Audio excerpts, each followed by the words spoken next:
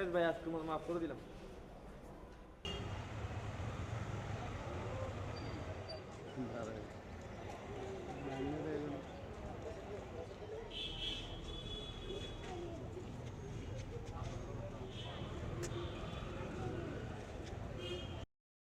বিগত এক সপ্তাহের ভিতরে আমরা দুটো মামলা তদন্ত করতে গিয়ে দেখছি যে দুটো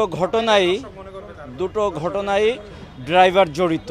গাড়িটা স্কুল গেটে ছিল, এই সময় সেই ধর্ষণের ঘটনা ঘটিয়েছে, বা তার ডাক্তারকে যখন চেম্বারে দিয়ে ওই ড্রাইভার এই ফ্রি টাইমটায় এই ঘটনা ঘটিয়েছে। অপরাধের সঙ্গে জড়িত দুটি গাড়ি আমরা উদ্ধার করেছি। এই ধর্ষণে যে গাড়ি দুটি ব্যবহার করা হয়েছে সেই দুটি গাড়ি এবং অন্যান্য ধর্ষণের আলামত আমরা উদ্ধার করতে সক্ষম হয়েছি এবং আরেকজন পলাতক রয়েছে, তাকে আমরা যখন তখন যে কোনো সময় আমরা আশা করছি ধরে ফেলতে পারবো।